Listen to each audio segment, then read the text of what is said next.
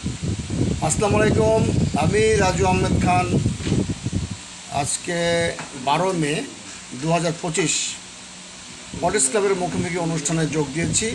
আপনারা দেখতে পাচ্ছেন যে আমাদের আলোচনার শিরোনাম আওয়ামী লীগ নিষিদ্ধ না স্থগিত।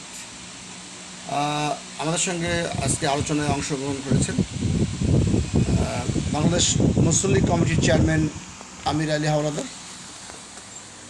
এদিকে তাকান।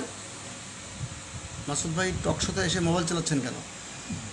মাসুদ হোসেন, উনি বাংলাদেশ মুসলিম সমাজের চেয়ারম্যান। আসসালামু আলাইকুম রাহমাতুল্লাহ। আছেন দেখা যাচ্ছে আব্দুল আলিম ভাই, মুসলিম লীগের নেতা। আর জার্নালিস্ট মোহাম্মদ জিল্লুর রহমান। আপনার নামে তো একজন প্রেসিডেন্ট ছিল আগে। জি। কিসের সাংবাদিকতা করছেন? আমি আপনার চেহারা কি ফ্রেমের মধ্যে আছে দেখা যাচ্ছে? হ্যাঁ, বাইরে চলে গেল? না, ফ্রেমে আছে। আপনি কোথায় আছেন? আমি আছি হলো যে সোশ্যাল একটা মিডিয়াতে আমি আছি। Social media? জি। নিউজ? জি। আচ্ছা আচ্ছা, নাম কি? আমি গণকেন্দ্রিক টিভিতে আছি। গণকেন্দ্রিক টিভি। আলোচনার বিষয় আপনারা জানেন, এখানে শিরোনাম ধার্য করেছি আওয়ামী লীগ নিষিদ্ধ না স্থগিত। অনেকেই বলবে যে যেই লাউ সেই কদু, মানে স্থগিত মানে কার্যক্রম স্থগিত, কিন্তু এটা কিন্তু নিষিদ্ধ না।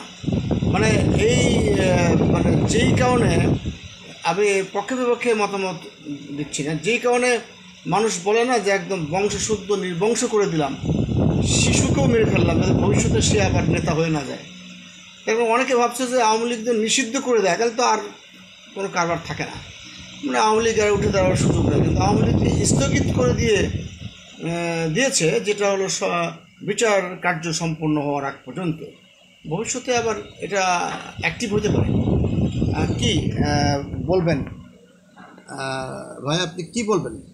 আমির আলী হাওলাদার ভাই। আউযু বিল্লাহি মিনাশ শাইতানির রাজিম। বিসমিল্লাহির রহমানির রহিম। আসলে ব্যাপার হলো যে রাষ্ট্রে এবং যেই ব্যক্তি বা যে প্রশাসন বা যেখানে যদি সরিষার ভিতরে যে ভূত থাকে, তাহলে সেই সরিষার তেল আর বাইরে না, কেন তেলের ভিতরে মানে ভূত। অতএব যেই জিনিসটা তারা যে স্থগিত করেছে বা নিষিদ্ধ ঘোষণা করছে, জি, এটা তো আরও 8 মাস আগেই করার কথা ছিল। সেটা না করে এত কাহিনী এত কিছু করে কারণ হল যারা রক্ত দিয়েছে, এই জন্য আমি গত পরশু দিন বলেছি যে কারণ যাদের লাশের উপরে বসে তারা কিন্তু ষড়যন্ত্র গাদ্দারি করছে। কিন্তু তখন তো ছাত্রলীগ নিষিদ্ধ করেছিল। ছাত্রলীগ কাণ্ড হলে আমরা বাপটিয়া ছেলেকে আমরা করলেন আর কি, ছেলেই তো কাণ্ডটা ঘটাইছে। না না, ওইসব করছে বাপ মা করছে, বাপ মাই করছে, বাপ মাই করছে। ওইসব আওয়ামী লীগের নেত্রী শেখ হাসিনা করছে। কিন্তু ছাত্রলীগের তখন তো ছাত্রলীগ হলো হুকুমের পাগল। আচ্ছা আচ্ছা, ছাত্রলীগ করছে আগে, মানে বলে ওখানে ভিতরে যারা ষড়যন্ত্র যারা আছে তারাই মূলে কিন্তু ষড়যন্ত্রের ভিতরে আছে। তারা ভিতরে না না, রাষ্ট্রের ভিতরে আছে, প্রশাসনের ভিতরে আছে, এবং কি আপনার যত কিছু বলেন সব জায়গায় এখনও সেই ষড়যন্ত্র আর ষড়যন্ত্র আছে। এখনও ষড়যন্ত্র কতটুকু নিষ্পত্তি হবে সেটা বোঝা যাবে আরও 2-4-6 মাস পরে। আমি আগেই বলছি যে ছাত্রলীগ নিষিদ্ধ করে কোনো লাভ হয়নি, কারণ সব ছাত্রলীগ এখন যুবলীগ। মানে যুবলীগ নিষিদ্ধ করবেন, যুবলীগ বলবে যে আমরা ফুল লীগ, মানে আমরা। আপনি যখন না না, আমি ওই সময় করা উচিত ছিল তার একটা যে আপাতত, আমি সেটাই বলছি, আমি শোনেন আপাতত এই নিষিদ্ধ করে আসলে কি কোনো লাভ হয়? আসলে ঘটনা হলো যে একটা উদাহরণ আপনাকে দিচ্ছি আমি, সেটা হচ্ছে ছাত্রলীগ নিষিদ্ধ করে ছাত্রলীগ তো যুবলীগ হয়ে গেছে, এখন তো বাধা নাই কোনো, যুবলীগ তো নিষিদ্ধ করে নাই। তাহলে যদি আপনি যুবলীগ নিষিদ্ধ করেন, সে বলবে যে আমি তো আওয়ামী লীগ, প্রমোশন হয়েছে। আচ্ছা, এখন জনমনে আশঙ্কা, আপনি আওয়ামী লীগ নিষিদ্ধ করেন, আওয়ামী লীগ নিষিদ্ধ করে লাভ হবে কি? আপনি কথা বলতে দেন, আপনি শোনেন 2-4টা, তারপর কথা আবার দেন। কারণ ঘটনা হলো যখন তারা এটাকে নিষিদ্ধ করেছিল ওই সময় একটা প্রজ্ঞাপন জারি করার কথা ছিল, করা উচিত ছিল। কিসের প্রজ্ঞাপন? প্রজ্ঞাপন জারি করা উচিত ছিল যে এরা যে কোনো দলে যাবে, যদি কেউ বোঝা যায় যে অমুক লোকের দলটা এই দলে আছে, এখান থেকে ষড়যন্ত্র কিছু আছে, তখন ওই দলটাকে ব্যান্ড করা হবে। এটা উচিত ছিল, এটা উচিত ছিল। সুস্থ জ্ঞানে বললেন? আমি এটা উচিত ছিল যে যারা সেই প্রসঙ্গে বলি না, আমি যে ছাত্রলীগ নিষিদ্ধ করলে, আমি বললাম ছাত্রলীগ নিষিদ্ধ করছে। আমার কথাটা বোঝার চেষ্টা করেন, আপনি উত্তেজিত হবেন না। ছাত্রলীগ নিষিদ্ধ করাতে কি হয়েছে? ওরা যুবলীগে জয়েন করছে, যুবলীগ তো নিষিদ্ধ করেন নাই। এবং ছাত্রলীগ নিষিদ্ধ করছে, যুবলীগে গেছে, যুবলীগ নিষিদ্ধ করলে আওয়ামী লীগে যাবে, আওয়ামী লীগ নিষিদ্ধ করলে নতুন নাম দিয়ে যাবে, কিন্তু লাভটা কী হবে? না আপনার উচিত ছিল প্রথম আপনার কেন আপনি এটা যাবেন কেন আগে প্রথম উচিত ছিল আওয়ামী লীগ যেহেতু যেখানে 2000 লোককে হত্যা করা হয়েছে, যেখানে 30 থেকে 35,000 লোককে আহত করা হয়েছে, যেখানে শাপলা চত্বরের মধ্যে একটা ঘটনা ঘটাইছে, আওয়ামী লীগের সবাই করছে, আওয়ামী লীগের সময় কি করছে সবাই করছে, আওয়ামী লীগের লোকে করছে। Awami League this is the by to president of Sheikh Hasina, প্রধানমন্ত্রী, উনি ওনার নির্দেশিত করছে। গেল শাপলা চত্বরে এটা হয়েছে, গুম কেন নির্দেশ হয়েছে, আয়নাগর কেন নেতৃত্ব হয়েছে সে জানে না। গেল আরেকটা হলো গেল এটা পিলখানে কেন হত্যা হয়েছে। এই যে লোকগুলি যেগুলি হত্যা হয়েছে যারা শেখ হাসিনার নেতৃত্ব, শাস্তি দেন শেখ হাসিনার নেতৃত্বে আওয়ামী লীগ উচিত ছিল তাদের প্রথম এই আওয়ামী লীগকে নিষিদ্ধ ঘোষণা করে প্লাস তার অঙ্গ সংগঠন সবাইকে নিষিদ্ধ ঘোষণা করে, এবং আরেকটা বলা উচিত ছিল যে এই দলের লোকগুলি যে কোনো দলের লোকের ভিতরে বা যে কোনো জায়গায় যে কাঠামোতে তৈরি করবে, যদি আমরা এটা বুঝতে পারি যে অমুক দলের থেকে যে এখানে কাঠামো করছে সেই দলটাকে আমাকে ব্যান্ড করতে হবে। না ওটা কি সংবিধানে কি না এটা আপনি সংবিধান করতে হবে, সংবিধান নয়, এটা আমাদের প্রজ্ঞাপন জারি দিতে হবে। সংবিধানকে আবার চেঞ্জ করতে হবে না, সংবিধান তো আমরা প্রথম তো ভুলই করতে হবে, কারোর দল গঠন করবার তো অধিকার সংবিধান দিয়েছে। না আমরা সংবিধান তো যেটা বিপ্লবী সরকার যখন তখন সংবিধান থাকে না। আচ্ছা আপনার কাছে আমি আসবো, আপনার শেষ প্রশ্ন আপনার কাছে করি আর একটা এই পর্বে, সেটা হচ্ছে যে এই আওয়ামী লীগের প্রতিষ্ঠাতা কে? আওয়ামী লীগের প্রতিষ্ঠাতা শেখ মুজিব। কে বলছে আপনাকে? না প্রথম প্রতিষ্ঠাতা যে ছিল আব্দুল হামিদ খান ভাসানী।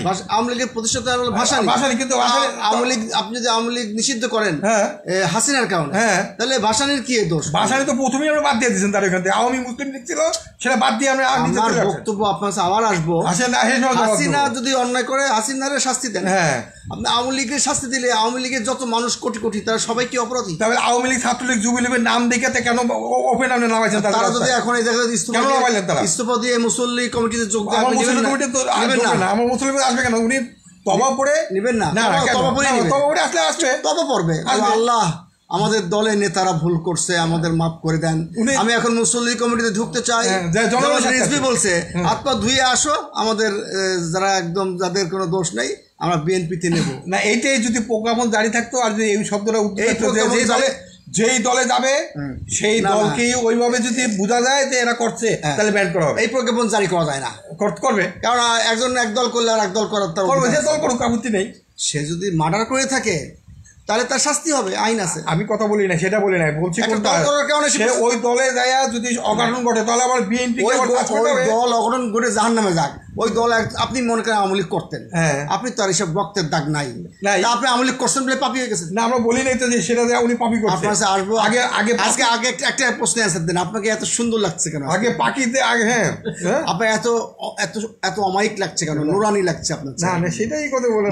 আসলে আপনি যে নামাজ পড়েন 5 ওয়াক্ত, এর একটা ছাপ না ওইটা প্রত্যেকের দরকার, আপনার দরকার, কারণ যে কোনো সেকেন্ডে যে কোনো সেকেন্ডে চলে যাবেন। আমিও তো পড়ি। আমার শোনেন, এখানে যে যত শুনতেছেন এই নামাজটা হলো যে ব্যক্তিগত, যে কোনো সেকেন্ডে যে কোনো মুহূর্তে যে কোনো ব্যক্তি মারা যায়। যেমন প্রতীক ভাই কত পশ্চিম মারা গেছে, শোনেন আপনি মরার আগে আপনি রাসূলকে গাল গাবেন, কোরআনকে মিলবেন না, আপনি সুন্নতের সাথে মিলবেন, এক মিনিট আইতেছে মিলবেন না।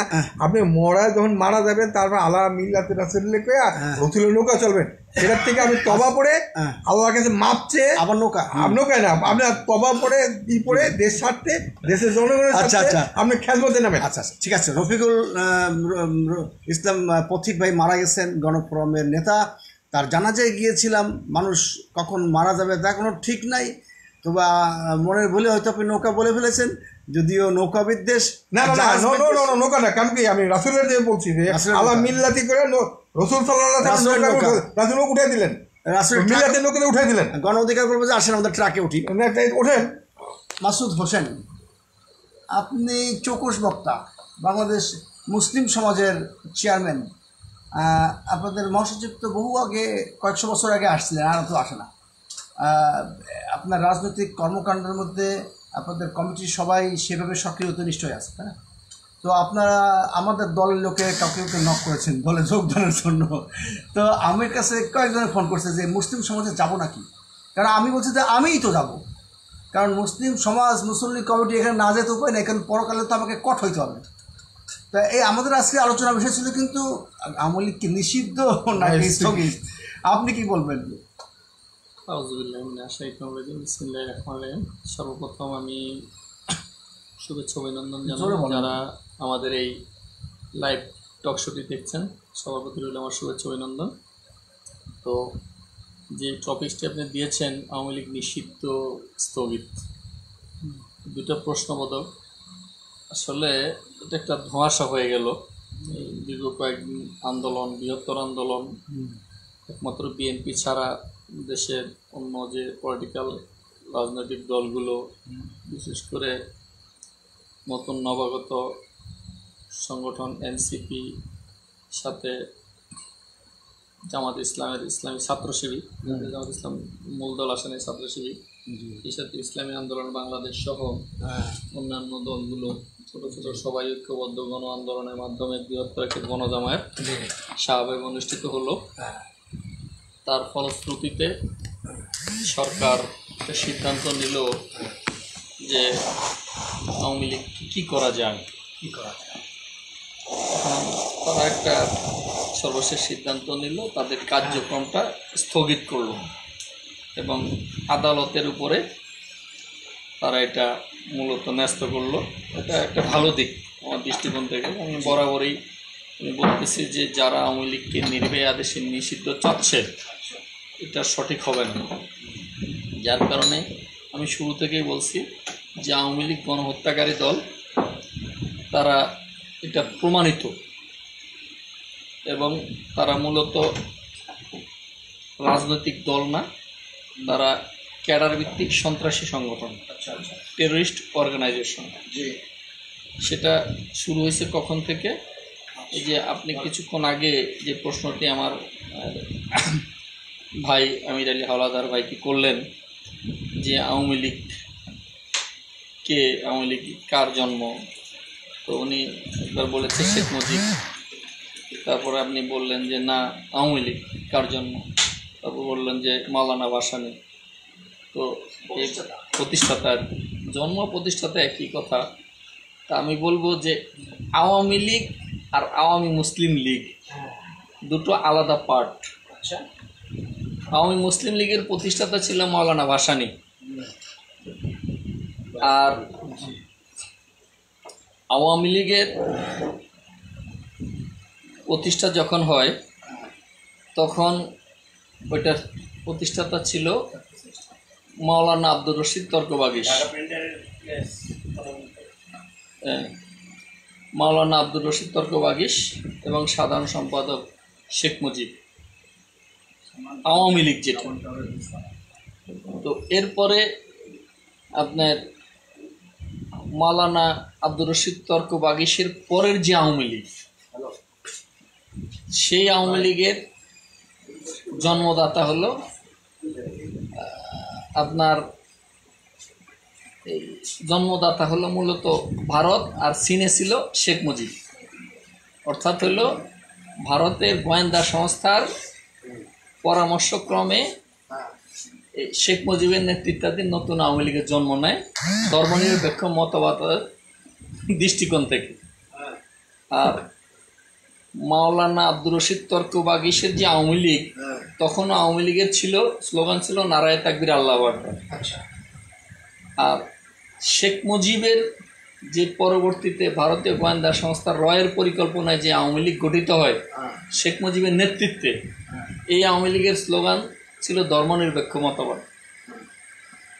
তো এখন এই যে বিষয়, তাহলে আওয়ামী লীগের জন্মদাতা যদি ধরেন যে বর্তমান যে আওয়ামী লীগ, যেটা টেররিস্ট আওয়ামী লীগ বলি, টেররিস্ট অর্গানাইজেশন অর্থাৎ সন্ত্রাসী সংগঠন, এই সন্ত্রাসী সংগঠনের জন্মদাতা শেখ মুজিব নিজে।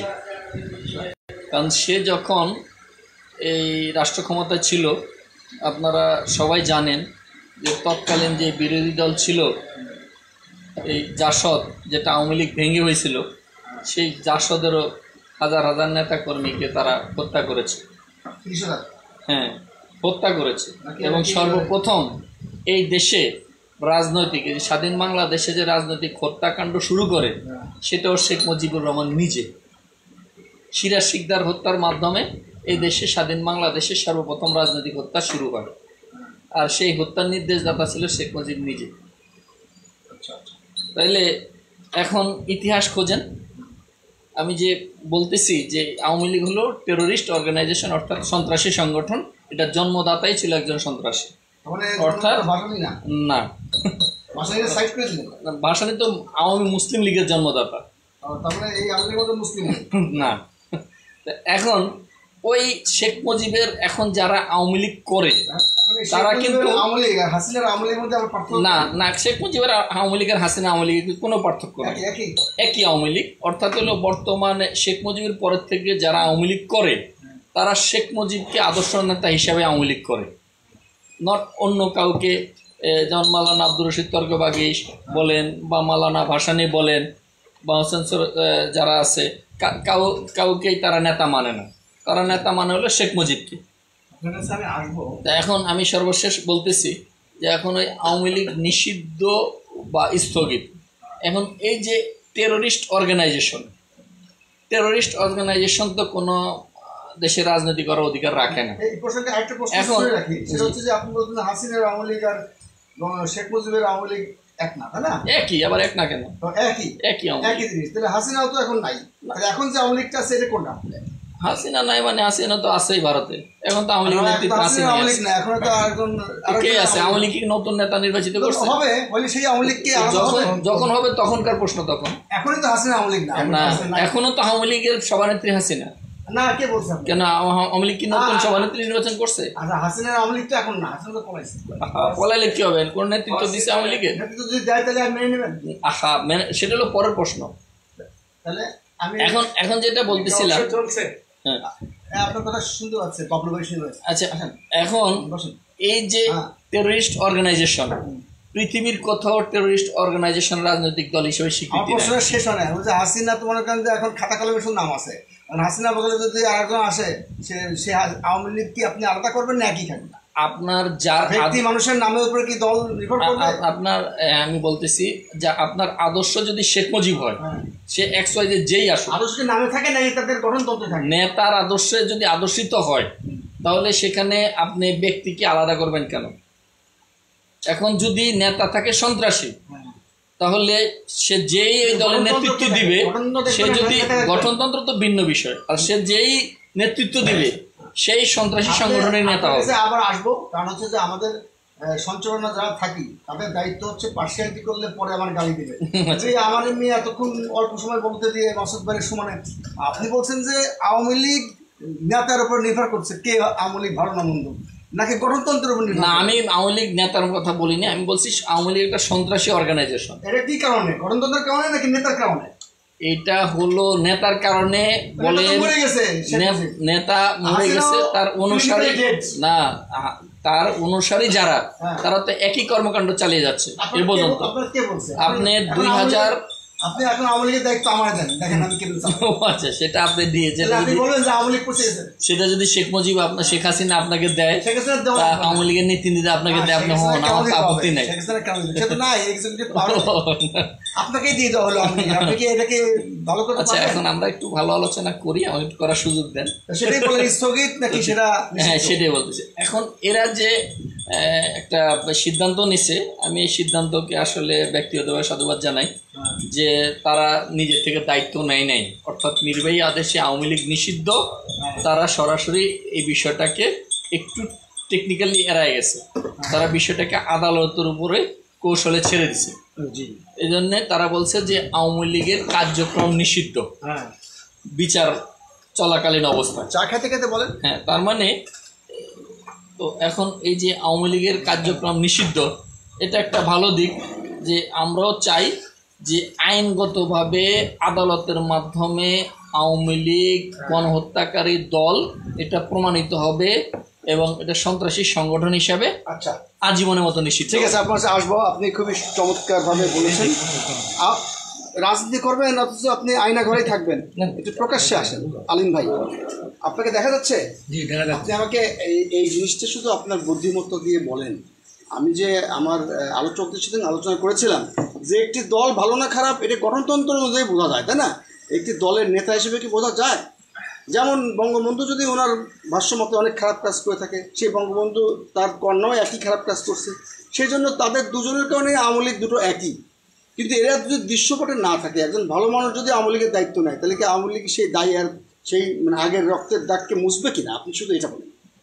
রাজু ভাই, আপনাকে ধন্যবাদ। মুসলিম লীগের নেতা। আপনাকে ধন্যবাদ। জি। আসলে গণতন্ত্র মোতাবেক চলে না কোনো দল, নেতাদের নির্দেশেই এই দলটা পরিচালিত হয়। গণতন্ত্র অনুযায়ী চলে না। চলে না, আপনাদের মুসলিম লীগ চলে? মুসলিম লীগ চলে? আমাদের মুসলিম চলে। মুসলিম লীগ চলে না? চলে। এখন তো মুসলিম লীগের দুই মার্কা হয়ে গেছে, দুইটা ভাগে ভাগ হয়ে গেছে। দুটো ভাগ হয়ে গেছে, হ্যাঁ। মানে এটাও আইনি প্রক্রিয়ায় চলে গেছে।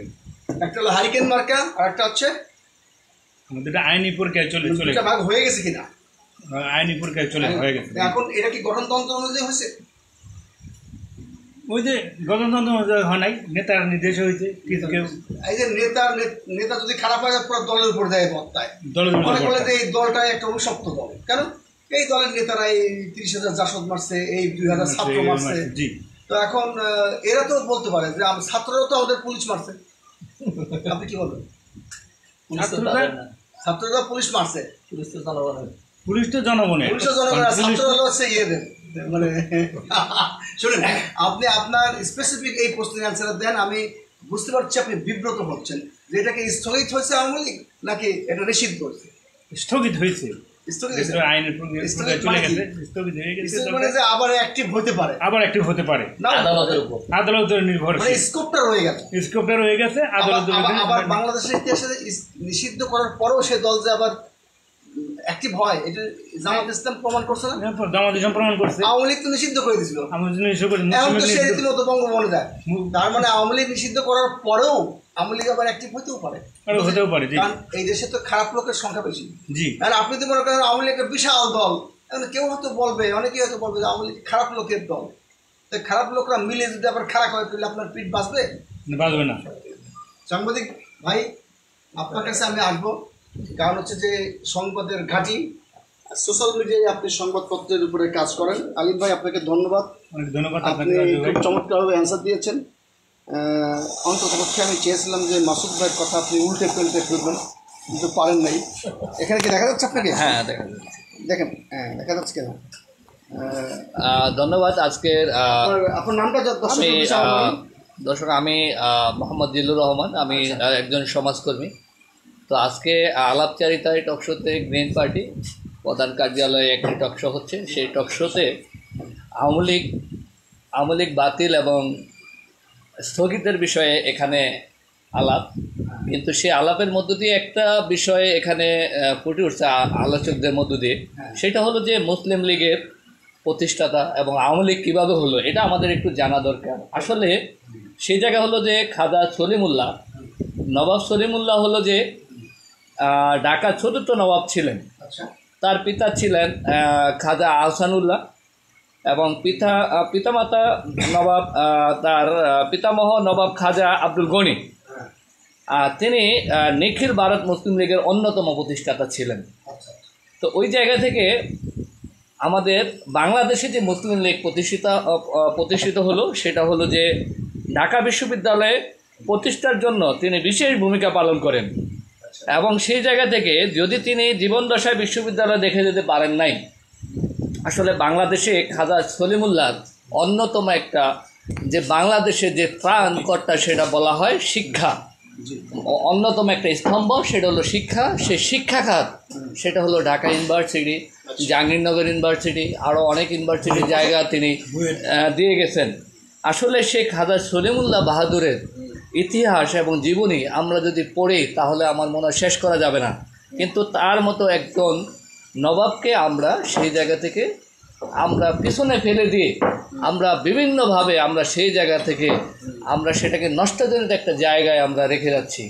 আসলে ভবিষ্যৎ আমাদের কী হবে আমরা জানি না, কিন্তু সে নবাব সলিমুল্লাহ একজন বাহাদুর, তিনি আসলেই বাহাদুর। সেই বাহাদুরের একটি সংগঠন, সেটা হলো মুসলিম লীগ প্রতিষ্ঠা করে গেছে মুসলিমদের জন্য। আসলে সেই মুসলিম লীগের অনেক ইতিহাস এবং সেই জায়গা থেকে বঙ্গভঙ্গ এবং খাজা সলিমুল্লাহ, এটা হলো যে 1903 সাল থেকে বড় লর্ড কার্জন ঢাকার সফরে এসে নবাব সলিমুল্লাহ আসলে তারপরে আমরা বলি মুসলিম লীগ নিয়ে আমি বলতেছি। হ্যাঁ জি, এই যে মুসলিম লীগ এখান থেকে কার বাপের মাথা কয়টা, যেখান থেকে মুসলিম শব্দ বাদ দিয়ে এখানে সঙ্গে আওয়ামী লীগ লাগাই দিল না, এখানে সেই জায়গায় আসতেছি আমরা আসলে সেই জায়গায় আসবে একটু। আসলে মুসলিম লীগ যে গঠন হয়েছিল 1877 সালে, আমাকে একটু সময় দেবেন একটু। সৈয়দ আমির আলীর উদ্যোগে সেন্ট্রাল মোহামেডান অ্যাসোসিয়েশন গঠনের নামে গঠনের সাথে স্যার সৈয়দ আহমদ খান দ্বিমত পোষণ করেন। তখন তিনি মুসলমানদের রাজনীতি থেকে বিরত থাকার উপদেশ দিয়েছিলেন, কিন্তু কংগ্রেস আত্মপ্রকাশ করার পর হিন্দি এবং উর্দুর বিরুদ্ধে সৃষ্টি হলে মুসলমানদের স্বার্থের ব্যাপারে সৈয়দ আহমেদ সচেতন হয়ে ওঠেন। 1889 সালে রাজনৈতিক সংগঠনের ব্যাপারে আগ্রহী হয়ে ইউনাইটেড ন্যাশনাল ডিফেন্স অ্যাসোসিয়েশন গঠন করেন। কিন্তু 1893 সালে উত্তর Bharat Mohammedan Anglo Oriental Defence Organisation of Upper India গঠিত হয়। কিন্তু 1903 সালে সাহারানপুরে মুসলিম রাজনৈতিক সংস্থা গঠিত হয়। 1906 সালে ফেব্রুয়ারিতে পাঞ্জাবে নিখিল ভারত মুসলিম লীগ নামে রাজনৈতিক সংগঠন যুক্ত হয়। এভাবে শুরু হয় মুসলিম লীগের যাত্রা। কিন্তু আজ সেই মুসলিম লীগকে ভেঙে দ্বিখণ্ডিত করে দিয়েছিল সেই বাসানি ছিল এক সময়ে আমাদের বাংলার একজন মাওলানা, কিন্তু সেই মাওলানা মুসলিম লীগের হাল ধরেছিলেন। কিন্তু এক পর্যায়ে সেই মুসলিম লীগটা ভেঙে তখন বঙ্গবন্ধু সেই মুসলিম লীগটাকে ভেঙে সেটাকে হলো ব্যান্ডিং করে দিয়ে সেটাকে এমনভাবে ব্যান্ড করেছেন তারা যেন উঠে দাঁড়াতে না পারে, তাদের নিষিদ্ধ করে দিয়েছিলেন। সেটা বঙ্গবন্ধু থেকেই শুরু হয়েছিল। কিন্তু সেই জায়গায় আসলে বঙ্গবন্ধু নিজে কখনো জানতেন না আসলে যে নিজের পায়ে নিজে যে কুড়ালটা, আমরা অন্যের ক্ষতি যদি করি তাহলে সেই ক্ষতি যে আমার নিজের উপরে এসে পড়বে সেটা তো সে কখনো এটা ভাবে নাই।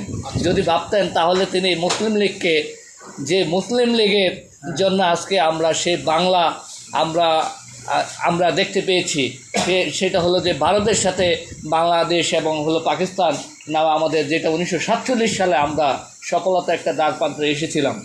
কিন্তু সেই জায়গাটা আমরা মানে মুসলিম লীগের সঙ্গে মুসলিমকে বাদ দিয়ে এর সঙ্গে আওয়ামী লাগার কারণে তাদের একটা অলিখিত পাপ হয়ে গেছে, একটা পাপেরও ছাড়ে না, এই পাপের খেসারত তাদের দিতে হচ্ছে। যেটা হলো বাপ দিয়ে গিয়েছিল, কিন্তু তার বাবা ছিল আসলেই দেশের জন্য করে গেছেন, কিন্তু তার মেয়ের জন্য। হ্যাঁ সাংবাদিক সাহেব, ভুলে আপনাকে ময়ূর বলে ফেলছিলাম। সাংবাদিক সাহেব, আপনি কিন্তু চমৎকার উদাহরণ তুলে ধরেছেন। এই দেশের 16 কোটি মানুষের জানা দরকার যে বাংলাদেশের 92% মুসলমান, সেই দেশের ঐতিহ্যবাহী একটি দল হচ্ছে মুসলিম লীগ। সেই মুসলিম লীগ থেকে মুসলিম বাদ দিয়ে কে বা কারা আওয়ামী লাগালো, তাই না? তাকে আপনি বলছেন যে বঙ্গবন্ধুই এই কাজটা করেছে। বঙ্গবন্ধু 30,000 জাসদকে মেরেছে না 29,000 মারছে, আমার সঠিক তথ্য জানা নাই। তবে বঙ্গবন্ধুকে যেভাবে ধোয়া তুলসী পাতা দিয়ে আটকে রাখা হয়েছিল যে সে একটা সাক্ষাৎ ফেরেশতা, কেউ বলছিল হজরত, কিন্তু ইতিহাস ঘাটতে গিয়ে আমরা এখানে শুধু দুর্গন্ধ পাচ্ছি। হয়তো আমার বাবাও কোনো না কোনো কারণে আবেগবশত আওয়ামী লীগ করতেন, চাচারা করতেন, কিন্তু আওয়ামী লীগের তো দোষ না, দোষ হচ্ছে তারই যারা এই মুসলিম লীগকে মুসলিম বাদ দিয়ে এখানে আওয়ামী লীগের ধর্মনিরপেক্ষ, মানে ধর্মনিরপেক্ষ বলতে ধর্মহীনতার কথাই বলা হয়েছে। আপনি আর কিছু বিষয়ে বলবেন? আমি আরেকটু আপনাদের, যেহেতু টক শো এই জায়গায় আপনারা কথা ফুটে এসছে, কিন্তু আসলে দর্শকদেরও জানানো দরকার। আসলে আমরা এই জায়গা থেকে আমরা একটু বেরিয়ে আসতে চাই, কারণ পাপ যেহেতু বাপেরও ছাড়ে না, বাপে যে পাপ করে গেছেন সেটা তার মেয়ের প্রায়শ্চিত্তের ফল। আজকে সে ভারত পালিয়ে যেতে বাধ্য হয়েছে। কিন্তু আসলে আমরা 71 যুদ্ধ দেখিনি, 47 দেখিনি, 52 দেখি নাই, কিন্তু 24-এর আমরা ছাত্রদের যেটা হতে পারতো সেটা 18-তে, সে 18-তে হয়নি, সেটা হয়েছে 24-এ। কিন্তু আসলে 1/11-এ দেখেন আমাদের এই আন্দোলনের মধ্য দিয়ে আরেকটা বিষয় কিন্তু একটু ফুটে উঠে এক শ্রেণী, সেটা হলো 1/11-এর সময়। তখন কিন্তু বাংলাদেশ আওয়ামী লীগ এবং হলো যে আমাদের বিএনপি ছিল এবং আমাদের জামাত ছিল, জাতীয় পার্টি ছিল। আচ্ছা আচ্ছা, তাদের সমন্বয়ে আমি আপনার কাছে পরে আবার আসবো। আমি একটু শেষ করে আমি আপনাকে চেষ্টা করছি যে আপনি কি ব্রেক করতে পারেন কিনা, মানে আপনার আবেগ আমি একটু শেষ করতে দিই। আমি শেষ করে দেবো না, কারণ শেষে আপনার কাছ থেকে এই ক্রিমটা নেব। জাতীয় পার্টি নাকি নিষিদ্ধের হুমকিতে আছে, এরকম কোনো তথ্য আছে?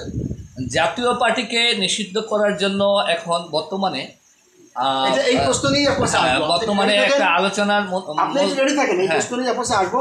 আপনি একসাথে সব ডেলিভারি দিতে তো মানে পাবলিক একেবারে সব কিছু পাই যাবে। একটু ধৈর্য ধরেন, অবশ্যই আপনার কাছে আসবো। আমার কাছে ভালো লেগেছে, আপনি প্রায়শই এই পলিটিক্স ক্লাবের অনুষ্ঠানে আসবেন, আলিম ভাই নিয়ে আসবে, এই আশা করি আমি। আমির আলী হাওলাদার ভাই, আপনি আপনার কাছে আবার আসলাম। আপনি আমাকে অভিশাপ দিবেন না যে আপনাকে আমি টাইম দিচ্ছিলাম না প্রথম দিক থেকে। না না না না, আমার কথা শোনো, টাইমের কিছু না, আমার ঘটনা শোনো। আজকে যেই এদেশের 18 কোটি জনগণকে যে ইন্ডিয়া এবং শেখ মুজিবের যে বুদ্ধাঙ্গুল দেখাইছে আমাদেরকে, আর যে এই জাতিকে দিল্লির লাড্ডু যেটা খাওয়া হয়েছে, কথা বলতেন না, এখন সেই দিল্লির লাড্ডু শেষ হয়ে গেছে, কথা বলতেন, আমার সেই দিল্লির লাড্ডু নাই। আচ্ছা, কারণ ব্যাপার হলো এই এদের জন্য বাংলাদেশ 50 বছর পিছনে পড়ছে তাদের কার্যক্রমের জন্য। এবং আমরা আশা করব যে অন্তপক্ষে শেখ মুজিব, শেখ হাসিনা যে ভুল করছে, সেই ভুলটা যেন কোনো রাজনৈতিক দল বা কোনো ব্যক্তি যাতে ভুলটা না করে। কোন ভুল করছে? মারাত্মক ভুল করছে। কারণ হলো শেখ মুজিব মারাত্মক ভুল করছে কি, সেখানে বাংলাদেশকে প্রাধান্য না দিয়ে সে ভারতকে বেশি করে তাকে তাদের সুযোগ সুবিধা তাদেরকে বেশি দিয়ে। উনি তো এসে ভারতকে তাড়াইতে বলছে যে আপনারা তাতে সরেন। আপনি জানেনই না বিতর্কতা, তখন নিয়ে উনি 70 সালে যখন নিয়ে চিত্তরঞ্জন এভিনিউতে যখন পাকিস্তান ভাঙবে কইয়া আগে একটা গোপন চুক্তি করেছিল। হ্যাঁ, গোপন চুক্তি করেছিল 70 সালে, যুক্তির আগে চুক্তি করেছিল এই জন্য যে বাংলাদেশে যদি স্বাধীন হয় তাহলে তোমাকে আমি মুখ্যমন্ত্রী বানাবো আমি, প্লাস বাংলাদেশে 7টা দফা ছিল, এই 7টা দফা দিয়ে এখন সবাই কাঁদতেছে সেই 7 দফা নিয়ে। সেই 7 দফা নিয়ে আমার আগামীতে আমি ইনশাল্লাহ এই 7 দফার বিরুদ্ধে এখনও সেই 7 দফা বাস্তবায়ন করতেছে ভারত বাংলাদেশের ভিতরে। কান্দে শহর ছিল সেই 7 দফা এখনও বাস্তবায়িত হইতেছে, পালন করতেছে। এই 7 দফা নিয়ে আগামীতে কথা বলবো এবং 7 দফার বিরুদ্ধে আমি মামলায়ও যাইতেছি, ইনশাল্লাহ দোয়া করবো সেই 7 দফা কী কেন করেছে, দেশটাকে কোথায় ডুবেছে, তখন জাতি তখন বুঝবে যে আসলে তারা কি গেল 7 দফা গেল, ওইটা গেল। প্রশাসনের যে মুক্তিযুদ্ধের পরে বঙ্গবন্ধু যখন আসলেন, তখন ভারতীয় সৈন্যরা এখানে উনি টিকতে দেন না, উনি যে কোনোভাবেই হোক এটাকে বিদায় করে দিয়েছে। এইটা কারণটা শোনেন, ইন্দিরা গান্ধীকে সাংবাদিক তার সৈন্যরা বলছিল যে আমরা বাংলাদেশে থাকতে চাই। ইন্দিরা গান্ধী বলছে নো, আমরা থাকা দরকার নাই, বাংলাদেশ থেকে আমরা দুধ খাবো, গরু দোয়া একবার জবাই করে খাইতে চাই না, তোমরা সবাই চলে আসো, আস্তে আস্তে আমরা এখান থেকে বাংলাদেশ থেকে দুধ দোয়া খাবো। সেই দুধ দোয়া খাইছে, সেই দুধেরই ফসল এটা। কিন্তু তারা যাওয়ার সময় তো অনেক কিছু নিয়ে গেছে, এবং নিচে তারা ধান সব নিয়ে গেছে, শুধু ধান পাট নেয় নেই, শুধু অস্ত্রপাতি নেয় নেই, বাংলাদেশের পানির যে কলটা সেই কলটা বন্ধু খুলে নিয়েছে। আমার অডিয়েন্স ফ্যাক্টরি থেকে ওই সময় 22,000 কোটি টাকা সম্পদ নিয়ে লুটে নিচ্ছে এবং বাংলাদেশ ব্যাংক থেকে লুটপাট করে নিচ্ছে এবং সারা বাংলাদেশ থেকে ওই সময় বিলিয়ন টাকা, ডলারের টাকা তারা লুটপাট করে বাংলাদেশ। 40 বিলিয়ন না 40,000 বিলিয়ন কত টাকা একটা অ্যামাউন্ট দাঁড় করেছে বর্তমান মূল্যে, বলছে যে এটা আমরা ভারতের কাছে দাবি করবো। দাবি না, এটার বিরুদ্ধে আমরা ক্ষতিপূরণ মামলা ভারত কেন দিবে না, ক্ষমা চাবে, নাহলে আমাদের টাকা ফেরত দিবে। এবং ভারতের সাথে কোনো আপোষ নাই, যেমন শেখ হাসিনার সাথে আপোষ নাই, তেমন ভারতের সাথে কোনো আপোষ নাই। আমার কথা হলো পাকিস্তানের সাথে সে কোনো ক্ষমা চাচ্ছে, পাকিস্তান ক্ষমা চাইছে এবং টাকা ফেরত দিতেছে, এটা অলরেডি একটা হয়ে গেছে। কারণ হলো তারা আমার ভাই, হ্যাঁ, যেহেতু তারা একটা 5টা ভাই যদি থাকে, 5টা ভাই তখন 5 রকম একটা গ্যাঞ্জাম হয়, সেই জন্য বাপকে কেউ বলে না, দেশের মাটিকে কেউ বলে না, যেটা গেছে ওইটাকে শুধরে আমাদের ক্ষতিপূরণটা নিব। প্লাস কে হলো যে তাদের সাথে আমাদের সুন্দরভাবে কীভাবে দেশ গড়বো, দেশ গড়ে কীভাবে আমরা ডেভেলপমেন্টে যাব, সেটা গভর্নমেন্ট চিন্তা ভাবনা করতেছে। আমার সবচেয়ে বড় কথা হলো যে এই যে 24-এর যে গণহত্যা, অন্য সব বাদ দেন, পিলখানা বাদ দেন, 77 বাদ দেন, গুম করছে সেটা বাদ দেন, 24-এ যে চোখের সামনে আঙ্গুল দিয়ে দেয়া যে লক্ষ লক্ষ লোকদেরকে হত্যা করলেন এবং আহত করলেন এবং আপনি নির্দেশে ডিক্লার দিলেন, ভারতের তালে পড়িয়া আজকে ভাই ভারতে আপনাকে হাতে পায়ে বানিয়ে বাংলাদেশের জনগণের সামনে পৌঁছায় দেবে, অপেক্ষা করেন, বেশি দিন নাই। আপনি এরপরেও কীভাবে বলেন যে আওয়ামী লীগকে নিষিদ্ধ করবে না স্থগিত করবে, এটা তো কোনো নাম নিশানেই তো শেষ। আচ্ছা, আওয়ামী লীগ তো এখন লগ আউট হয়ে গেছে। হ্যাঁ। তাকে আপনি বলছেন নিষিদ্ধ বলেন আর স্থগিত বলেন, আওয়ামী লীগ লগ আউট হয়ে গেছে। শেষ। এখন যুদ্ধ কার সাথে? বিএনপির সাথে, এখন যুদ্ধ ইসলামপন্থীদের সঙ্গে। এখন যুদ্ধ হবে ইন্ডিয়া ভার্সেস বাংলাদেশ। হ্যাঁ, বাংলাদেশের ভিতরে বলেন, বাংলাদেশের ভিতরে বাইরে আনা যায় না। না, বাংলাদেশের বিরুদ্ধে যে সমস্ত ইন্ডিয়ার যে সমস্ত চোর আছে বাংলাদেশে, হলেন প্রত্যেকটা মন্ত্রণালয় ভারতের চোর আছে। কদিন আগে তো আমি দেখলাম যে মুসলিম সমাজ সহ, জামাতে ইসলাম সহ আরো অনেক ইসলামিক দলগুলো ভারতের নিন্দিমন্দ শুরু, বিএনপির নিন্দিমন্দ শুরু করে দিয়েছে। কারণ বিএনপির সঙ্গে কাঁধে কাঁধ মিলিয়ে একদিন আন্দোলন করছে। তা ভাই, আমরা আওয়ামী লীগ যখন খাদে পড়ছে তখন দেখি যে জামাত বিএনপির বিরুদ্ধে, বিএনপি জামাতের বিরুদ্ধে। তবে একটা কথা শুনে রাখেন, শুধু বলি আমি, সেটা হলো শেখ হাসিনা আর করুক আর না করুক, হ্যাঁ, প্রত্যেক দলের ভিতরে ভারতের দালাল বানায় থেকে গেছে। এই দালালদের সাথে ফাইট হবে আমাদের ওদের ভবিষ্যতে, অন্য কোনো না। এই ভারতের দালালদের সাথে ওদের ভবিষ্যতে বাংলাদেশের জনগণের ফাইট হবে। আমরা তো আগে একসাথে ভারতবর্ষের একসাথেই ছিলাম। এই 74 একটা ঘটনা শুনেন আপনি, যখন ব্রিটিশ জায়গা, ব্রিটিশ তো বাংলাদেশকে পারলো না মুসলমানদেরকে টেবাইতে, তখন 47-এ যখন চলে যায় তখন বলে গেছে যে ভারতবর্ষকে, ইন্দিরাকে এবং তাদেরকে, তোমরা যদি যাও গে তাহলে একটা কাম করবে কি, এই মুসলমানের আমাকে একটা মাস্টার প্ল্যান কি, এই মুসলমানের ঐতিহ্য, মুসলমানদের যেই আপনার গা ওই স্টেট, মুসলমানদের যা কিছু আছে এখানে তোমরা মুসলমানকে ঠ্যাঙ্গে থামায় রাখবা। সেইটা বাস্তবায়ন করতেছে মোদি। হ্যাঁ, ওদের অসমাপ্তি কাজ এই মোদি করতেছে, আর ওদেরকে ফু দিতেছে বাংলাদেশ। কিন্তু ভারতের দালাল আছে, এই দালালগুলি ফু দিয়ে দিয়া আমাদেরকে পিছনে পিছনে রাখতেছে।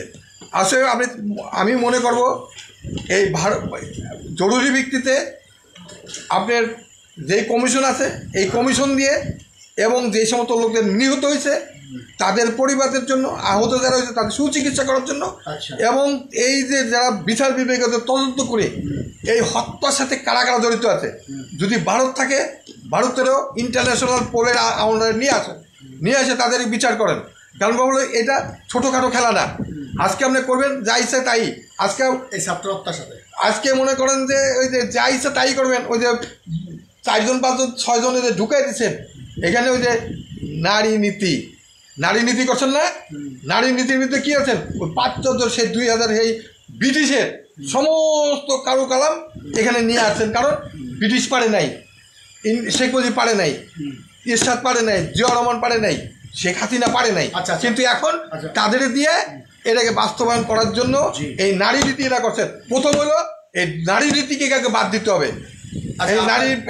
আমরা একমত, নারী নীতি বাদ দেন। আজকে আলোচনা আমরা শেষের দিকে যাব, প্লাস আসতেছি, প্লাস নিয়ে চাই যে 24-এ যারা মারা গেছে, যে নিহত হয়েছে, নিহত যারা মারছে, যারা পারমিশন দিয়েছে বা যারা হত্যার হুকুম দিয়েছে, কে কে দিয়েছে, ছাত্র হত্যা হত্যাটার বিচার করবেন না। আমি পুলিশ হত্যা আসতেছে, কারণ হলো এই পুলিশ হত্যা করছে ইন্ডিয়া লোকেরা, পুলিশের লোকেরা করছে, ইন্ডিয়া লোকেরা কারা করছে সেটা প্যারামিলিটারি করছে। প্যারামিলিটারি কারা করছে, বাহিনী কারা, সেই বিচার করবেন না। অবশ্যই হবে, একসাথে যোগাযোগ হবে, তদন্ত করা হবে। আপনি আরেকটা আসেন, ছাত্র পুলিশ হত্যা বিচার আর সময় একসাথে আসতেছে, আমরা যখন বিচারে আসেন অটোমেটিক সব চলে আসবে। আরেকটা হলো যেটা আপনি মডেল থানা করছেন, এই মডেল থানা হলো অত্যাধুনিক যত অস্ত্রপাতি আছে এই সমস্ত অস্ত্রপাতি নিয়ে হলো মডেল থানা। এই থানা লুট করে থানা আগুন দিচ্ছে কারা কারা, এটা খুঁজে বাইর করতে হবে, বিচার করতে হবে। কিন্তু আমার বক্তব্য সে না, আমি বলছি পুলিশ না, আমার কথা শোনেন, যদি না, যদি 1 মিনিট শেষ করে সঞ্চালকের মাঝখানে কথা ধোয়াইতে দিতে হয়। হ্যাঁ, কারণ আপনার যে হাসি দেখলে তো আমি থামি যাই না, কারণ বলো পুলিশ, শোনেন, পুলিশ যদি অন্যায় করলে পুলিশে বিচার হবে, প্লাস পুলিশের যদি কেউ অন্যায় পাইবে মারে সেটা হলে বিচার হবে। ওইটাই হবে না কেন, ওইটাই আমি বলছি। কারণ এরা সকল হত্যার বিচার, আমরা সকল হত্যার বিচার চাই। প্রথম হলো আগে হলো আপনার এই যে ক্রিমিনাল যারা আছে এটাকে স্থগিত করছেন, বেশ ভালো কথা, স্থগিত থাকুক, নিষিদ্ধ ঘোষণা করতে নিষিদ্ধই থাকুক। আপনি তাদের বিচার করুন জরুরি ভিত্তিতে, তাদেরকে আইনের আওতায় আনুন, আইনের আওতায় বিচার করুন যে তারা দোষ না নির্দোষ, সেটা আইন ফয়সালা করবে। এটা আমাদের দরকার নেই, কিন্তু আমরা জনগণকে মুক্ত দিন। আপনাকে অসংখ্য ধন্যবাদ। আপনি শেষ আমার সঙ্গে একমত হয়েছেন যে শুধু ছাত্র হত্যা না, পুলিশ হত্যাও যারা করেছে তাদেরও বিচার চাই। এমন শস্যের মধ্যে ভূত থাকতে পারে, এমন হইতে পারে, এমন কেউ হয়তো পুলিশকেও মেরেছে, যাতে বিষয়টাকে আরও বেশি পুলিশের সঙ্গে ছাত্রের সংঘর্ষ তৈরি হতে পারে। মাস্টার মাইন্ডকে সেটা আরও পরবর্তী মাস্টার মাইন্ড এমনও হতে পারে, আওয়ামী লীগের দিয়ে মারা যাওয়া, ছাত্রদের কান্দে চড়াই দেওয়া, এটা হতে পারে। কিন্তু সকল হত্যার বিচার চান, সকল হত্যার বিচার করতে হবে। এবং সেই সাথে আপনি এই আওয়ামী লীগ না, আওয়ামী লীগের মধ্যে যে সমস্ত খারাপ লোকগুলো ঢুকেছে তাদের বিচার চান, নাকি আওয়ামী লীগের বিচার চান? আওয়ামী লীগ দোষর যারা আছে সবারই বিচার হবে। মানে আওয়ামী লীগ দোষর জাতীয় পার্টির বিচার চান? হবে না, দোষর অবশ্যই যারা দোষর আছে তারা বিচার, কারণ তাদের জন্য ব্যক্তি হিসেবে অপরাধ দেখেন না, আমি দল হিসেবে, দল হিসেবে না, কারণ বলো দোষর যারা আছেন তাদের কারণে এই 15 বছর জনগণ ভোট দিতে পারে না, তাদেরকে বাইর করেন। ঠিক আছে, আপনাকে অসংখ্য ধন্যবাদ।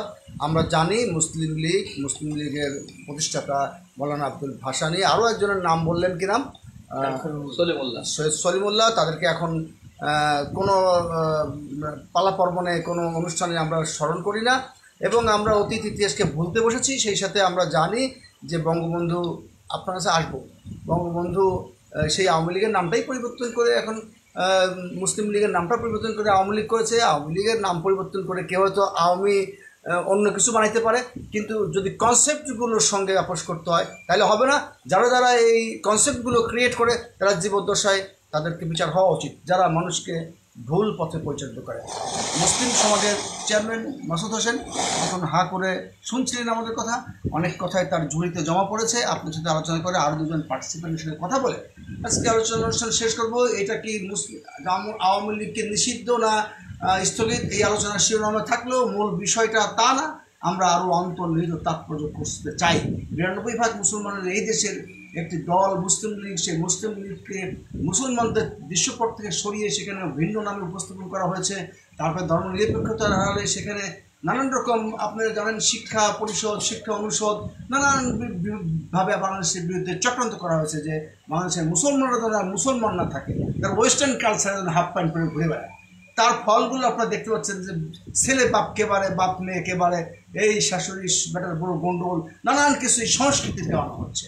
আপনি এক কথায় বলবেন, সংক্ষিপ্তভাবেই বলবেন যে বাংলাদেশের ঐতিহ্য, বাংলাদেশের সংস্কৃতি, বিশেষ করে বাংলাদেশের সংখ্যাগরিষ্ঠ লোক মুসলমান, এই আদলে এটা থেকে সরিয়ে দেবার জন্য যারা চক্রান্ত করছে বা করেছিল তাদের শাস্তি হওয়া প্রয়োজন।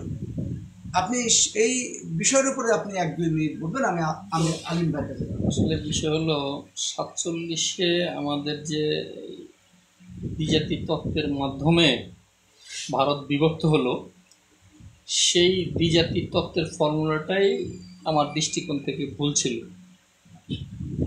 যার কারণে আমরা এখন আমাদের যে মূল ফ্লো মুসলিম জাতিসত্তার, সেই ফ্লোটা আমরা সঠিক জায়গায় নিতে পারতেছি না। বললে কিভাবে, সেটা তো মোহাম্মদ আলী জিন্না সাহেবের দ্বিজাতি তত্ত্বের ফর্মুলা দিল যে সংখ্যাগরিষ্ঠ যেখানে মুসলিম সেটা মুসলিম রাষ্ট্র হিসাবে হবে, এবং যারা হিন্দু সংখ্যাগরিষ্ঠ যারা হিন্দু রাষ্ট্র প্রতিষ্ঠিত হবে। এইভাবেই মূলত এটা হয়েছিল। এটা হওয়ার ফলে কি হয়েছে, আজকে দেখেন হায়দ্রাবাদ, কাশ্মীর, তারপরে হলো মুর্শিদাবাদ থেকে ভারতের অনেকগুলো প্রদেশ মুসলিম প্রধান প্রদেশগুলো, প্রত্যেকটা জায়গায় জায়গায় মুসলিমরা নির্যাতিত হইতেছে। সেখানে হায়দ্রাবাদে সেই সময় লক্ষ লক্ষ মুসলমান হত্যার শিকার হয়েছে এই ফর্মুলার কারণে, দ্বিজাতি তত্ত্বের ফর্মুলার কারণে। এটা আসলে এই দ্বিজাতি তত্ত্বের ফর্মুলাটাই বাস্তবতা বলতে আমার দৃষ্টিকোণ থেকে সঠিক ছিল না। বরং ধর্মের ভিত্তিতে ভাগ করলে গন্ডগোলটা কম হতো না। এখন এটা তো ধর্মের ভিত্তিতেই ভাগ করা হয়েছে। দ্বিজাতি তত্ত্ব মানে ধর্মের ভিত্তিতে, এতে গন্ডগোলটা আরো বেশি বৃদ্ধি পাইছে। আজকে দেখেন কাশ্মীরে আজকে কোথায় পাকিস্তান, কোথায় বাংলাদেশ। বাংলাদেশের সাথে পাকিস্তানের কোনো বর্ডার নেই, আছে। তাহলে একটা পর্যায়ে এই পাকিস্তান যদি এই বিভক্ত 1971 সালের লড়াই সংগ্রাম না করলেই পাকিস্তান বিভক্ত হয়ে যেত, এটা ধরে রাখার কোনো সুযোগ ছিল না। কেননা পাকিস্তানের সাথে তো বাংলাদেশের কোনো যোগাযোগের একটা বর্ডার থাকতে হবে, রাস্তা থাকতে হবে। তো এটাকে পরিকল্পিতভাবে শেখ মুজিব, আমি যে বারবার বলছি সে এটা আওয়ামী লীগ একটা টেররিস্ট অর্গানাইজেশন, তাদের পরিকল্পনাই ছিল মূলত ভারতের পরিকল্পনাগুলো শেখ মুজিব বাস্তবায়ন করত। তদ্রূপ শেখ হাসিনা তা সেও একই অবস্থায় ভারতের পরিকল্পনাগুলো শেখ হাসিনা বাস্তবায়ন করত। আপনি দুটো জিনিস দেখাই আপনাকে বলি আজকে। যেমন 71 সনে যে পরিকল্পনাটা শেখ মুজিবকে দেওয়া হয়েছে ভারতের থেকে, এই যে 7 দফা, এই 7 দফা ভারতের পরিকল্পনা, যেটা বিশৃঙ্খল সৃষ্টি করে আমাদের শেখ মুজিবের ভাষায় 7.5 লক্ষ হত্যার শিকার, 30 লক্ষ মা বোনের ইজ্জত।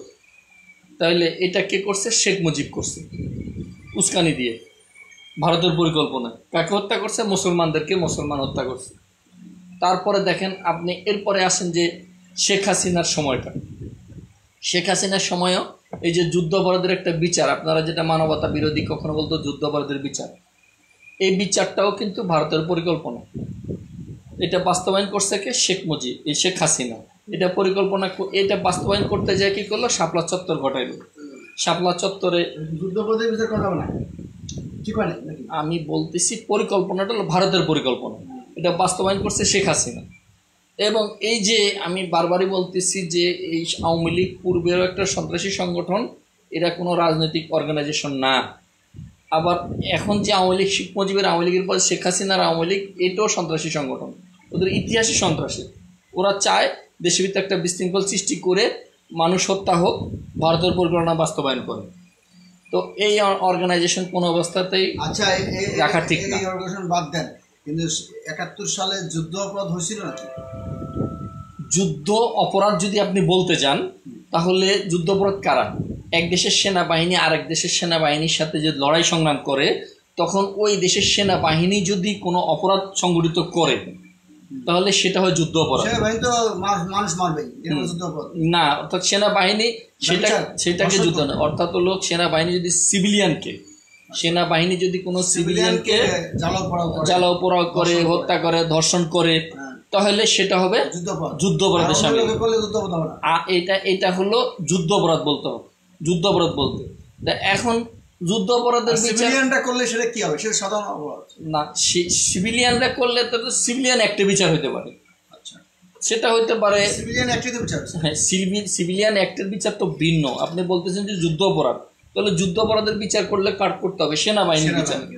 তাহলে আপনি তো মানবতা বিরোধী অপরাধ তো বলা হবে। মানবতা বিরোধী যদি বলতে যান, তাহলে সেটা আপনি এক করতে পারবেন, যারা মানবতা বিরোধী অপরাধ করে থাকে সেই সময় সেটা করতে পারবেন। আদৌ কেউ মানবতা বিরোধী অপরাধ করছে কিনা আপনার মতে? না, সেই সময় তো আমার বুঝেন না, আমি পাঁচকে তো অবশ্যই যাব না।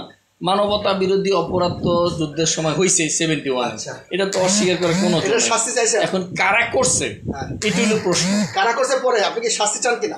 মানবতা বিরোধী অপরাধী শুধু 71 বলতে নাই, যখনই মানবতা বিরোধী অপরাধ করবে যারা, তখনই এর বিচার হতে হবে। হ্যাঁ, তখন এর বিচার হতে হবে, এর কোনো আপোষ না। আচ্ছা, আমরা জানি যে সাধারণ ক্ষমাও নাকি করা হয়েছিল, সেটার বিষয়ে পরে আলাপ করব। আসলে ওই মানবতা বিরোধী অপরাধ হলে সব যুগ যুগ ধরেই তার শাস্তি হতে হবে। কে করেছিল সে দেখতে হবে। আজকাল একজন খুন করে একজনের গায়ে চাপা দেয়।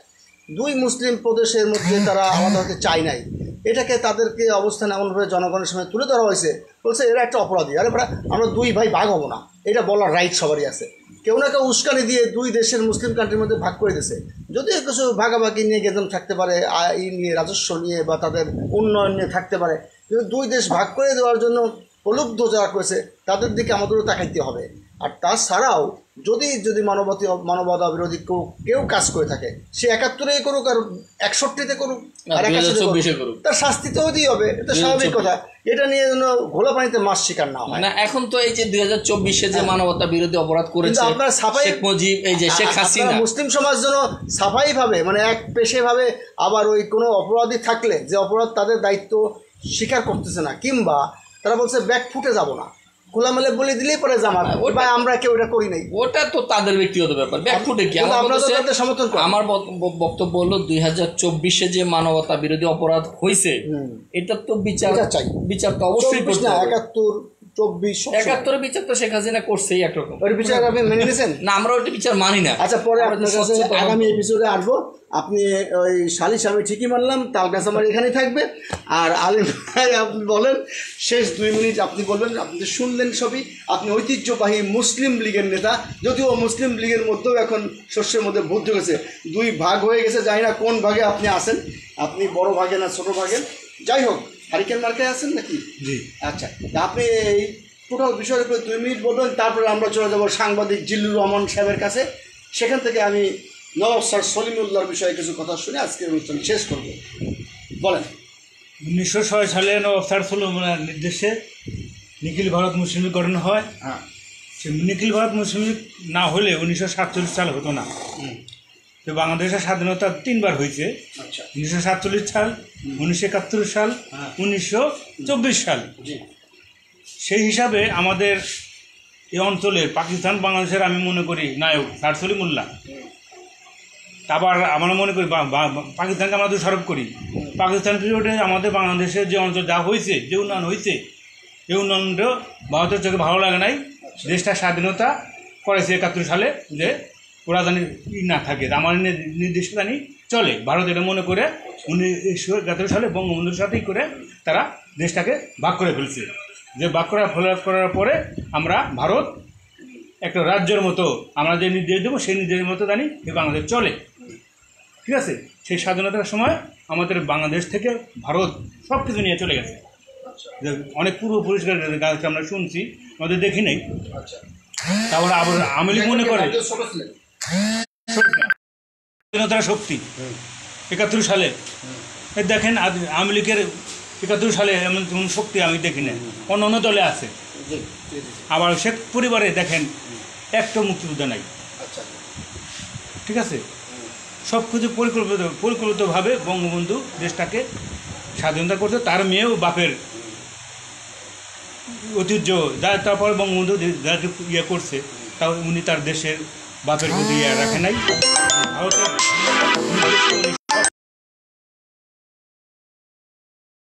দলকে মনে করতো যে তোমরা পাকিস্তান চলে দাও। উনি ঠিকই ভারতের দোসর এবং ভারতেই উনি আস্থানা করলো। আচ্ছা। ঠিক আছে, এই জন্য আমি মনে করি দলটা আওয়ামী লীগও স্থগিত করেছে ওদের বিভিন্ন কার্যকলাপে।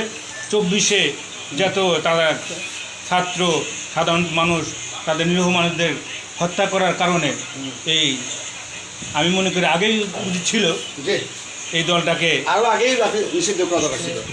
যেমন 71 সাল তো মুক্তিযুদ্ধ হয়নি, মানে আওয়ামী লীগ এখনো নিষিদ্ধ হয় না, স্থগিত আছে।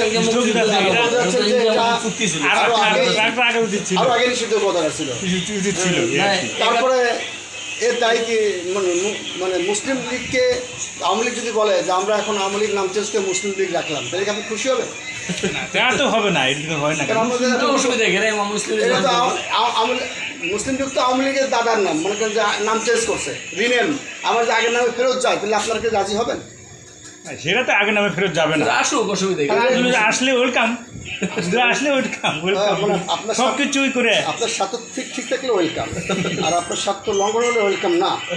ঠিক আছে, অনেক ধন্যবাদ রহমান ভাই, সাংবাদিক ভাই, আপনার আজকে আপনাকে দিয়ে শেষ করবো, আপনাকে শেষ করবো না, মানে আপনাকে দিয়ে অনুষ্ঠান শেষ করব। আপনি নবাব স্যার সলিমুল্লাহর কথা বলছিলেন, এখানে আমাদের পার্টিসিপেন্ট কেউ আবার নিজের মতো মোবাইল চালাচ্ছেন, শব্দ দূষণ করা যাবে না। জি বলেন। তো আসলে আমি যে কথাটুকু বলতে চাই সেটা হলো যে সর্বশেষ কথাটুকু হলো যে আমরা আমাদের এই বাঙালি জাতির একটা সংগঠন ছিল সর্বশ্রেষ্ঠ বাঙালি, সেটা হলো মুসলিম লীগ। সেই মুসলিম লীগটা আমাদের 1947 সালে প্রতিষ্ঠিত হয়েছিল, কিন্তু আর সে মুসলিম লীগটা 1906 সালে হয়েছিল। 47-এ মুসলিমদের বিজয় অর্জিত হয়েছিল। তো আসলে সে অর্জনটা আমরা ধরে রাখতে পারিনি। আসলে 24-এর যে অর্জন, সে অর্জনটাও ধরে রাখতে হবে। তো আসলে এই 24 আর হলো 47, 52, 71 এর ভিতরে যে অর্জনগুলো আছে সে অর্জনগুলো ধরে রাখা, কিন্তু বঙ্গবন্ধু সেই অর্জনটুকু ধরে রাখতে পারেন নাই। কিন্তু আসলে একা খাবো, মানে বিষয় হলো যে মানে আমরা একলা চলো পথ, যেটা হলো যে আপনার প্রজাতন্ত্রে যে জিনিসটা ছিল সেটাকে ব্যান করে দিয়ে, যেহেতু জনগণের এই রাষ্ট্রের মালিক, আসলে তাদেরকে নিয়ে সামনের দিকে ওদের যে ভবিষ্যৎটা আছে, মানে বাংলাদেশের যে ভবিষ্যৎটাকে সুন্দর একটা জায়গায় আমরা যেন নিয়ে যেতে পারি, সেটা হলো যে ডক্টর আমাদের বাঙালি জাতির একজন গর্ব, সে হলো সারা বিশ্বের গর্ব, এবং সে হলো যে আমাদের শান্তিতে নোবেল বিজয়ী অধ্যাপক ডক্টর ইউনূস স্যার। আসলে ইনি অনেক রাজনৈতিক পরিচয় আছে নাকি? না, আসলে আমি কোনো রাজনৈতিক দলের সাথে যুক্ত না, কিন্তু কথা হলো যে 1/11-এর সময় আমাদের অনেক প্রতিভা, এনসিপি-কে ভালোবাসেন? এনসিপিকে ভালোবাসি বলতে হলো ছাত্র রাজনীতি, তাদের কার্যক্রম, তাদের সব কিছুই ভালো লাগে। আর আমার কথা হলো যারা ভালো কাজ করবে তাদের পক্ষে আমরা আছি। আপনাকে অসংখ্য ধন্যবাদ। আর আমি একটু শেষ করতে চাই, ওটা একটু যুক্ত করি।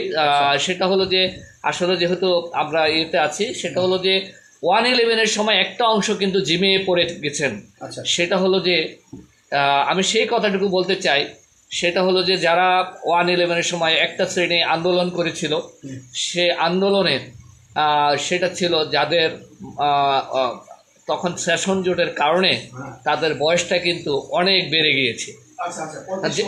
যেমন 35-এর কোটাটা, যেটা হলো বাংলাদেশের জন্য একটা অভিশাপ, যেটা হলো এই কোটা পদ্ধতি যে 35 যে বয়স সীমাবদ্ধতা, এটা কিন্তু ভেঙে দিয়ে নতুন করে সামনের দিকে সেটা 37 বুঝি না 38 বুঝি না, তার কাজ করার যদি সক্ষমতা থাকে তাহলে যে কোনো বেসরকারি হোক আর সরকারি প্রতিষ্ঠানে হোক, তার যোগ্যতা বললে তার চাকরি হতে হবে এবং সেই কোটাটা বন্ধ করতে হবে। এই এক শ্রেণী বাংলাদেশে তারা কিন্তু বাংলাদেশের তারা কিন্তু প্রাণ, তারা অনার্স মাস্টার্স এবং ডিগ্রি তারা কমপ্লিট করছে। যে গ্রিন পার্টি বাংলাদেশ, যেটা চেয়ারম্যান আমি, আমরা বহু আগে থেকেই বলছি যে চাকরির কোনো বয়স নাই, পেট যার আছে চাকরি তার আছে। অবশ্যই যারা আপনার কথা আমার কথা মিলে গেছে, তো আপনি যদি কোনো রাজনৈতিক দল করেন না বলেছেন, তাহলে আপনি গ্রিন পার্টি বাংলাদেশে যোগ দিতে পারেন, অফার রইল। বাকি অংশ আপনি শেষ করেন, সেই সাথে আমি সেই জায়গা থেকে তাদের দিকে আমার গ্রিন পার্টির মাধ্যমে আমার যেটা প্রস্তাবনা, কিছু প্রস্তাবনা, সেটা হলো যে যারা 35-এ যে কোটা পদ্ধতি সেটা বাদ দিতে হবে এবং সেটা চাকরির কোনো বয়স সীমা সেখানে 35 বুঝি না, 36 বুঝি না, 38 বুঝি না, 40 বুঝি না, 42 বুঝি না। প্রধানমন্ত্রী যদি রাষ্ট্র ক্ষমতায় যদি 84 বছর বয়সে তিনি যদি রাষ্ট্রের প্রধান হতে পারেন, ঐক্যমত কমিশনের সংস্কার কমিটির তাদের বয়স এক একজনের 75-80 বছরে তারা যদি রাষ্ট্র ক্ষমতায় ওই চেয়ারে বসতে পারে, তাহলে কেন আমার 35-এ 36-এ 38-এর ভাই তারা কেন চাকরি পাবে? তাহলে হ্যাঁ চাকরি আছে তার। আসলে সেই জায়গা থেকে গ্রিন পার্টিকে ধন্যবাদ যে এত সুন্দর একটা আয়োজন করার জন্য। হ্যাঁ, গ্রিন পার্টি বাংলাদেশকে আশা করি আপনারা আগামী দিনে আপনারা এনসিপি, যেটা হলো যে আমাদের যারা তারুণ্যের যে তরুণদের যেটা ইশতেহার, তারা যেন হারিয়ে না যায় সেই 1/11-এর মতন, সেই আপনার 71-এর মতন, সেই 47-এর মতন। মুসলিম লীগে আজকে দেখেন মুসলিমের 3টা খণ্ডে দ্বিখণ্ডিত। আসলে মূল কারা মুসলিম লীগ কারা করে? মুসলিম লীগ আসলে মুসলিম লীগের অরিজিনাল যারা, তাদেরকে আসলে তাদের ভিতরে হলো দলাদলি কাদাচোরা, কেউ কাউন্সিল করে, কেউ আপনার ওইখানে হলো যে মামলা করে। আসলে সেই জায়গা থেকে মানে আসলে মুসলিম লীগটাকে সুন্দরভাবে একটু প্রতিষ্ঠিত করা, এটাকে একটু রিসার্চ করা, যেহেতু নবাব সলিমুল্লাহ স্যারের মানে তার একটা দল, এই মুসলিমদের আসলে আমাদের মুসলিম সমাজ জাতি আমাদের সবাইকে এগিয়ে আসা উচিত এবং আমরা তারুণ্যের যে ইশতেহারে যে সুন্দরভাবে তারা এগিয়ে যাচ্ছে। না, আমি যেহেতু একজন মুসলমান, আমি মুসলমান হিসেবে মুসলিম লীগের গানটা আমি ওই জায়গা থেকে আমি একটু পছন্দ জায়গা, আমি পার্টি করি না, কিন্তু আসলে আমি চাচ্ছি যেন ওই দলটা যেন, যেহেতু এই দলের ইতিহাস ঐতিহ্য আছে, সেই ইতিহাস ঐতিহ্যটা যেন খুব সুন্দরভাবে সাজিয়ে গুছিয়ে সবাই যেন আমরা একটা জায়গায় আমরা এগিয়ে আসতে পারি, গ্রিন পার্টি হতে পারি, সেটা আসতে পারে। গ্রিন পার্টি বাংলাদেশে আপনাকে আমন্ত্রণ, অভিনন্দন। প্রয়োজনে আপনি যদি বলেন ভবিষ্যতে আমরা আপনার এই মতামতগুলোকে সন্নিবেশিত করে আমাদের গঠন করতে যুক্ত করে, যদি আমরা বলছি যে পেট আছে যার চাকরি আছে তার, আলোচনার আজকে বিষয় ছিল আওয়ামী লীগ নিষিদ্ধ না স্থগিত, সে বিষয়ে মোটামুটি একটা আলোচনা হয়েছে যে এটা স্থগিত আছে, ভবিষ্যতে অ্যাক্টিভ হতে পারে। যদিও বাংলাদেশের ইতিহাস আছে যে নিষিদ্ধ করার পরেও যেমন জামায়াতে ইসলাম এখন অ্যাক্টিভ, হ্যাঁ, জামাতে ইসলামকে অনেক চেষ্টা করেছিল আওয়ামী লীগ সেটাকে করার জন্য, কিন্তু আসলে জামাতে ইসলাম তাদের নিজের যোগ্যতা বলে তাদের কাজের বিনিময়ে তারা আজকে মাঠ পর্যায়ে আসছে। যেমন আওয়ামী লীগ বিএনপিকে অনেক তারা চেয়েছিল যে ব্যান করে দেওয়ার জন্য, কিন্তু পারে নাই, কিন্তু বিএনপি তাদেরকে পারে নাই। পলিটিক্স ক্লাবের মুখোমুখি অনুষ্ঠানে যোগ দিয়ে আপনার মূল্যবান বক্তব্য আমাদেরকে শেয়ার করেছেন, আপনাকে অসংখ্য ধন্যবাদ। আপনাদের গ্রিন পার্টি বাংলাদেশকে অসংখ্য ধন্যবাদ, সেই সাথে এবং পলিটিক্স ক্লাবকেও ধন্যবাদ।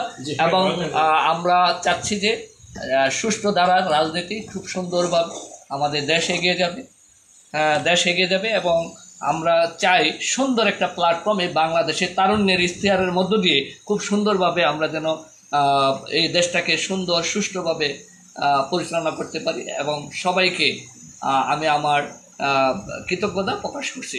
ধন্যবাদ গ্রিন পার্টি বাংলাদেশ এবং পলিটিক্স ক্লাব।